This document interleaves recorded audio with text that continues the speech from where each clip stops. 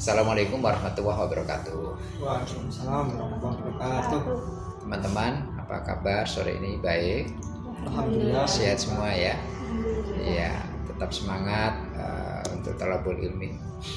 Ya, pada kesempatan sore hari ini kita akan sharing sedikit nih tentang materi taklimah, tazkiyah dan tilawah sebagai salah satu metode atau terapi Islam, gitu ya. Kita tahu bahwa taklimah itu adalah sebuah proses kegiatan mengajarkan ilmu dari seorang guru, kiai, ustadz kepada seorang santri ataupun murid, siswa, yang mana proses pencarian ilmu ini banyak ragam dan caranya. Nah, taklimah sebagai sebuah proses terapi itu kita maknai sebagai sebuah usaha, sebuah metode pendekatan bagaimana memberikan transfer of knowledge dan transfer of values, transfer ilmu, konsep, teori, dan juga nilai-nilai dari seorang guru, mursyid, kiai, ustadz kepada seorang santri, cantrik, siswa agar tercerahkan, agar bisa membedakan mana yang hak, mana yang batil, mana yang baik maupun yang buruk, sehingga menjadi manusia-manusia yang solih, solihah, yang sesuai dengan tujuan daripada pendidikan Islam itu sendiri. Otomatis manakala sudah terinternalisasi nilai-nilai baik, maka dia akan menjadi pribadi yang baik. Dengan menjadi pribadi yang baik, maka konfigurasi kepribadian dirinya juga akan menjadi kepribadian yang sehat, yang baik. Itu kaitannya dengan terapi taklimah. Manfaatnya apa? Ya, bagaimana menambah pengetahuan, wawasan khususnya keagamaan pada diri siswa. Dengan penguasaan keagamaan yang bagus, harapannya itu nanti terinternalisasi dalam diri manusia untuk mempengaruhi cara pandang, cara berpikir, dan bersikap. Nah, ini kaitannya dengan psikologi, kan ada teori kognitif itu. Terus yang kedua, terapi melalui tilawah. Kita tahu bahwa dengan membacakan ayat-ayat suci Al-Quran itu akan menenteramkan jiwa seseorang. Begitu juga dengan dzikir, ala bidzikrillah tatmainnul qulub. Begitu juga pada saat dibacakan Al-Quran akan bergetarlah hati orang-orang yang beriman. Begitu juga Al-Quran sudah secara eksplisit menyampaikan wa nunazzilu minal Qur'an ma huwa syifaa wa rahmatul lil mu'minin, Al-Isra ayat 82. Dan begitu juga di Yunus, wa qad ja'atkum mir rabbikum mau'izatun wa syifaa'un lima fi sudurikum wa huda wa rahmatul lil mu'minin. Nah, termasuk di dalamnya adalah bagaimana bacaan tilawah ini menjadi salah satu terapi. Itu dicontohkan Rasulullah pada saat setelah berdoa minta pada Allah agar Umar bin Khattab bisa masuk Islam. Akhirnya Allah mengabulkan itu lewat proses Umar bin Khattab datang ke Darul Arqam, terus akhirnya mendengarkan tilawatul Quran Rasulullah, akhirnya mendapatkan hidayah dan mengucapkan syahadatain. Begitu. Dan kedua, bagaimana orang-orang yang pada saat di majelis taklim, perkumpulan, kegiatan apapun di sekitar kita, di masyarakat itu, didahului yang pertama setelah pembukaan adalah pembacaan kalam ilahi. Manakala itu dibacakan, termasuk juga pembelajaran-pembelajaran, ada Asmaul Husna atau mungkin bacaan ayat-ayat pendek, itu sedikit banyak akan mengkondisikan sisi psikologis seseorang agar lebih kondusif, lebih tenang. Setelah itu baru pembelajaran dimulai, itu akan lebih baik. Nah, selanjutnya adalah terkait dengan tazkiyah. Nah, tazkiyah nafas sebagai salah satu terapi adalah bagaimana orang-orang itu melalui tahalli, tajalli, Ibnu Qayyim al-Jauziyah itu, dan Imam Ghazali dengan konsep membersihkan hati biar tidak kotor karena maksiat, dosa itu manakala dibiarkan maka akan menggelapkan hati. Pada saat menggelapkan hati, kolbunnya sudah kolbun mayit. Nah, di situ nanti akan agak susah. Nah, untuk itu perlu riadoh, perlu usaha-usaha. Salah satunya adalah lewat tahapan tahalli, yakni membuang sifat-sifat tercela, akhlak-akhlak yang buruk, kebiasaan yang itu menjadi racun untuk kita buang dan kita hiasi dengan akhlak-akhlak yang terpuji, yang mulia, sehingga menjadi sebuah habit, kebiasaan, kepribadian yang baik, akhirnya menjadi orang yang ihsan. Antak buta wa ka'annaka tarahu fa illam takun tarahu fa innahu yarah, bahwa Allah itu sangat maha awas dan mengawasi kita. Apa saja yang kita lakukan pasti tidak luput dari pengawasannya, sehingga kita yang tidak bisa melihatnya tapi Allah melihat kita itu berbuat apapun pasti akan lewat pertimbangan dan kontrol.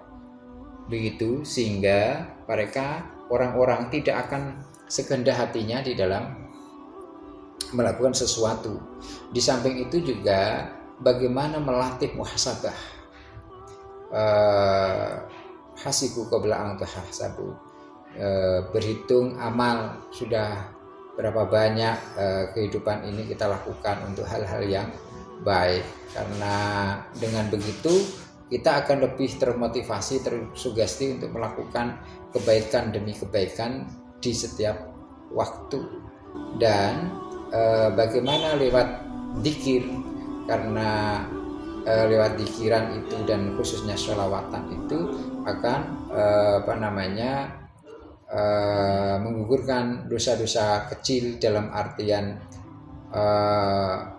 kemaksiatan, dosa-dosa. Kalau kita berzikir selalu ingat kontak langsung kepada Allah, itu setan akan menyingkir dan malaikat akan mendekat. Saya kira itu sebagai pengantar. Mungkin ada pertanyaan terkait terapi melalui tilawah, tazkiyah maupun talimah. Monggo. Pak, izin bertanya. Ya, silakan. Mbak siapa namanya? Mbak Lamia. Iya. Jadi mau bertanya, kan kalau pengobatan, misal saya sakit, terus saya berobat ke pengobatan tilawah itu, terus habis itu saya terapi juga ke psikolog atau konseling ke psikolog juga atau dokter. Nah, itu waktu penyembuhannya tuh relatif singkat yang kita terapi tilawah atau kita ke psikolog atau dokter. Terus untuk yang pertanyaan yang kedua, apakah lebih baik gitu kalau kita pengobatan terapi tilawah sama berobat juga ke dokter atau salah satu dari itu aja? Ya, terima kasih. Akan lebih bagus pengobatan itu dua-duanya. Jadi ada obat secara fisi, ada juga obat secara maknawi. Nah, tadi Al-Quran terutama adalah pengobatan dari jiwa-jiwa di dalam dada kita, kan begitu. Adapun kaitannya dengan obat-obat yang fisik itu, maka akan lebih tepat manakala kepada dokter atau psikiater. Jadi bukan psikolog kan kaitannya dengan kepribadian ya, tingkah laku, tapi alih tangan kasus langsung ke psikiater karena gangguan kejiwaan. Nah, itu nanti akan dikasih beberapa obat, mungkin antidepresan dan sebagainya, Dan terapi-terapi yang ingat, terapi treatment itu adalah tentatif sementara dan itu harusnya rutin. Nah, bagaimana terapi secara Islam ini juga perlu dikarenakan hubungan yang baik dengan Allah itu di setiap terapi pasti mensyaratkan tazkiyatun nafas. Baik itu si terapisnya maupun kliennya, karena efektif tidaknya, cepat lamanya dalam penyembuhan itu tergantung satu, kapabilitas qualified daripada keterampilan keilmuan daripada terapis yang memberi obat tadi. Terus yang kedua adalah si klien, seberapa dia percaya, yakin terhadap pengobatan tersebut. Semakin yakin semakin efektif.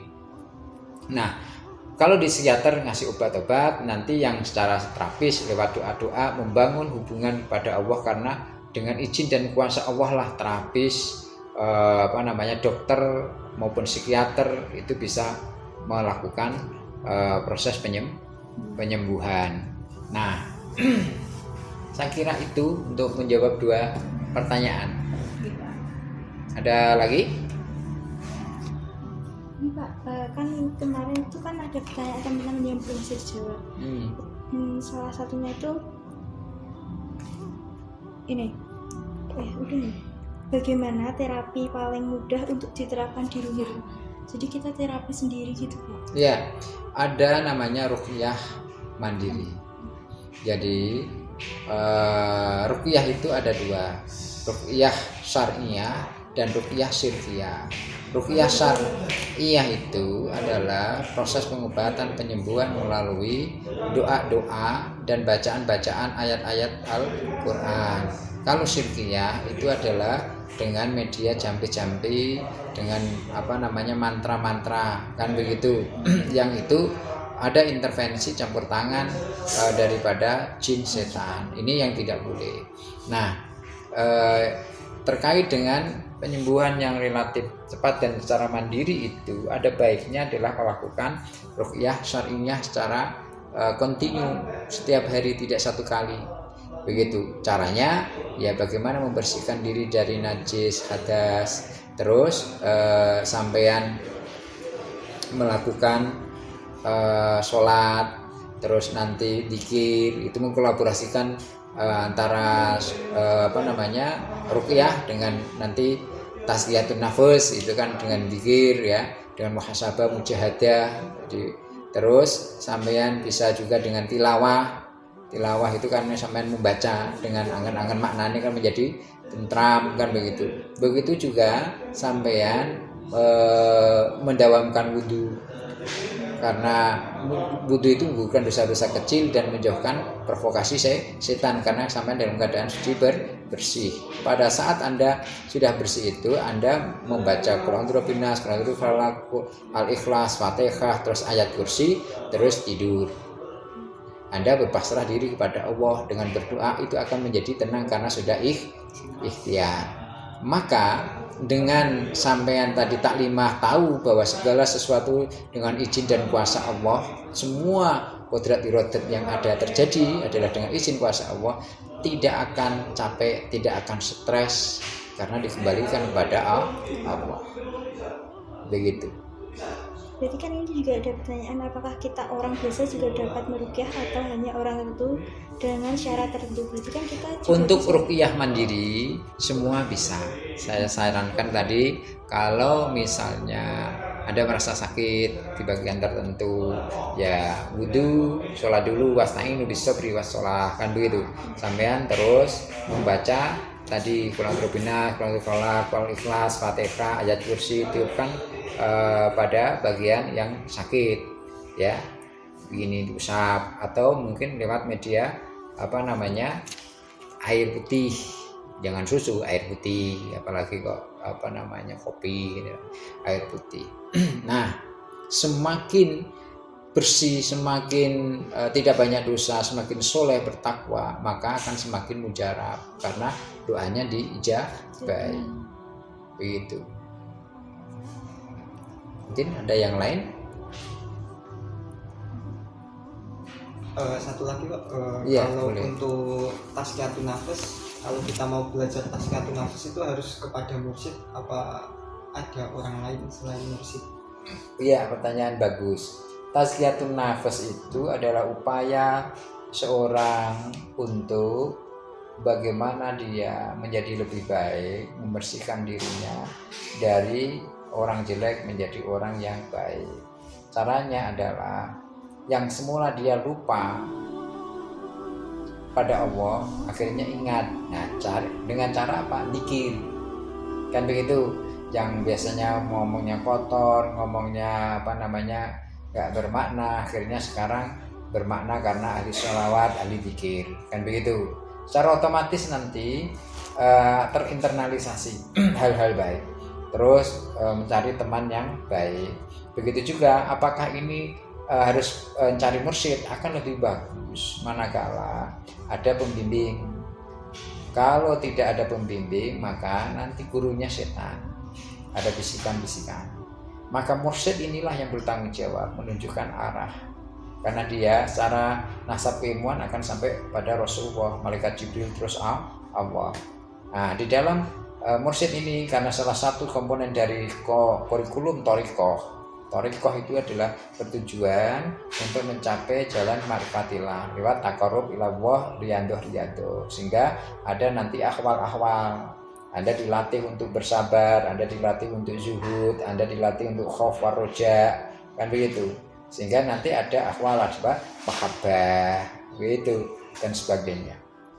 Maka dalam tazkiyatun nafas itu sampeyan akan lebih efektif kalau ada gurunya, karena nanti ada riyadhah, ini amalan pikiran dari mana, ini puasa berapa, nanti melakukan apa, sholat tahajudnya seperti ini, akan begitu.